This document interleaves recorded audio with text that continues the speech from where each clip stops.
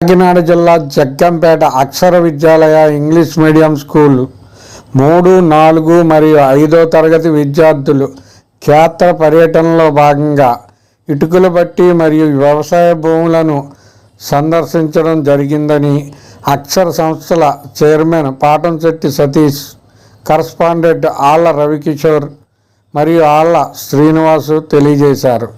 ఈ క్షేత్ర పర్యటన వల్ల విద్యార్థుల ఇటుకల తయారీ విధానాన్ని మరియు వరి పొలాల గురించి తెలుసుకున్నారని అక్షర విద్యాలయ ప్రిన్సిపాల్ జిగిని అనురాధాదేవి తెలియజేశారు.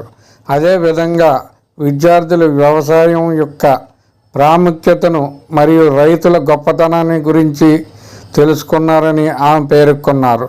రైతులు లేనిదే మనకు ఆహారం లేదని ఆమె విద్యార్థులకు వివరించారు. ఈ క్షేత్ర పర్యటనలో విద్యార్థులు మరియు ఉపాధ్యాయులు పాల్గొన్నారని ఆమె తెలియజేశారు.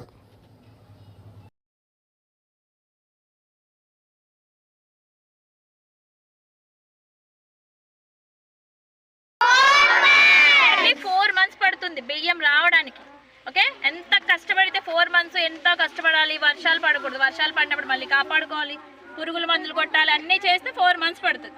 అంత కష్టపడి మన ఎండలో ఉంటే చెమటలు కారిపోతున్నాయి అప్పుడే, కానీ వాళ్ళు 4 months ఎండలోనే ఉండి కష్టపడి చేస్తారు.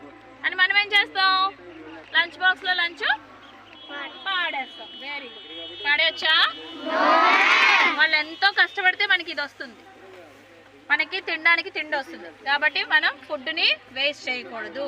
4 months వాళ్ళు ఎండనక వాననక కష్టపడితే మనకి మన నోటికి వస్తుంది.